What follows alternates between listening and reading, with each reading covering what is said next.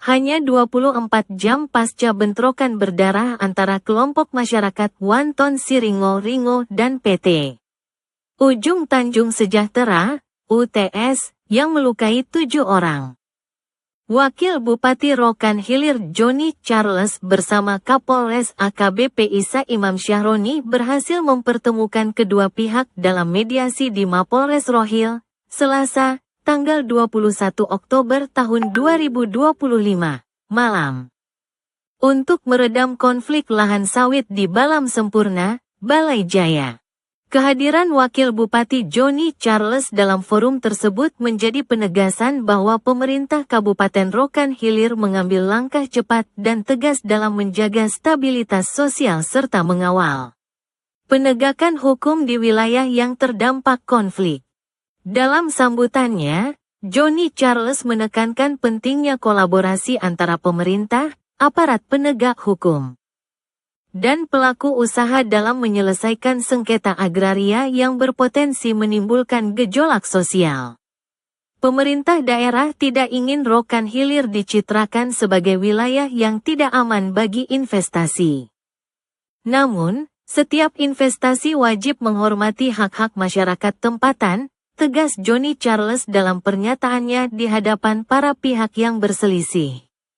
Kapolres Rokan Hilir, AKBP Isa Imam Syahroni, menjelaskan bahwa bentrokan yang terjadi pada Senin, tanggal 20 Oktober tahun 2025, antara kelompok masyarakat Wanton Siringo dan pihak PT UTS di lahan XPT Gunung Mas Raya, Infomas Group, yang kini berstatus sita hasil operasi Satgas Penertiban Kawasan Hutan, PKH, menyebabkan sedikitnya 7 orang mengalami luka-luka dari kedua belah pihak.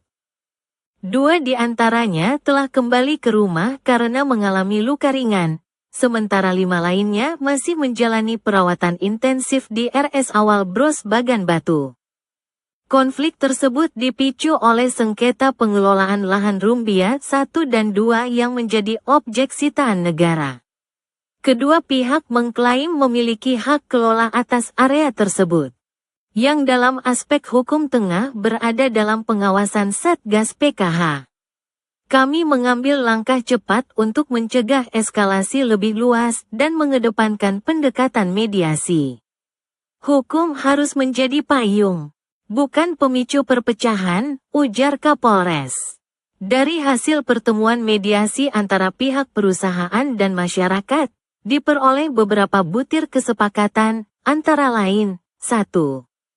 Pihak PT Ujung Tanjung Sejahtera sepakat memberikan upah panen sebesar Rp350 per kilogram dan upah brondolan sebesar Rp1.000 PERKILOGRAM. 2. Sistem pengangkutan tandan buah segar, TBS, akan dibagi secara proporsional antara pihak Suroso dan masyarakat. 3. Seluruh hasil panen akan disalurkan ke pabrik kelapa sawit PT UTS. 4. Vendor tenaga kerja akan ditunjuk oleh penjabat penghulu Balam Sempurna, yang juga akan melakukan pengawasan terhadap pelaksanaannya. 5. Tenaga pengamanan, security, dari luar daerah akan dipulangkan ke Pekanbaru, dan sistem keamanan selanjutnya akan melibatkan personel TNI Polri dengan standar pelatihan resmi Satpam atau Komcat. 6. PT UTS menanggung seluruh biaya pengobatan bagi 7 korban bentrokan tanpa pengecualian. Kesepakatan tersebut diharapkan menjadi dasar pemulihan hubungan industrial dan sosial di wilayah Balam Sempurna, Kecamatan Balai Jaya.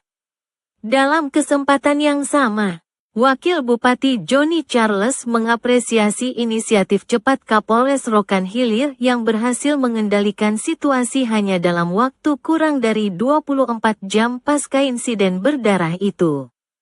Ia juga meminta agar setiap perusahaan yang beroperasi di Rokan Hilir secara terbuka melaporkan wilayah kerjanya kepada pemerintah kabupaten guna mengantisipasi potensi tumpang tindih lahan di masa depan.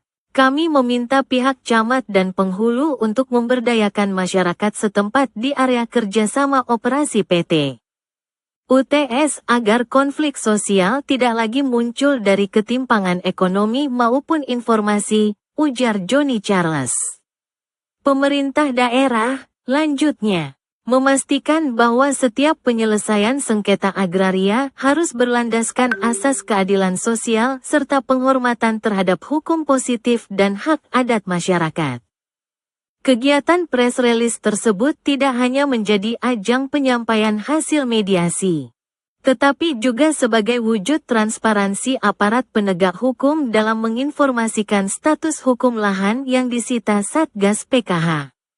Melalui forum ini, Polres Rokan Hilir berupaya mencegah disinformasi publik, spekulasi, dan potensi provokasi yang dapat memperkeruh situasi keamanan.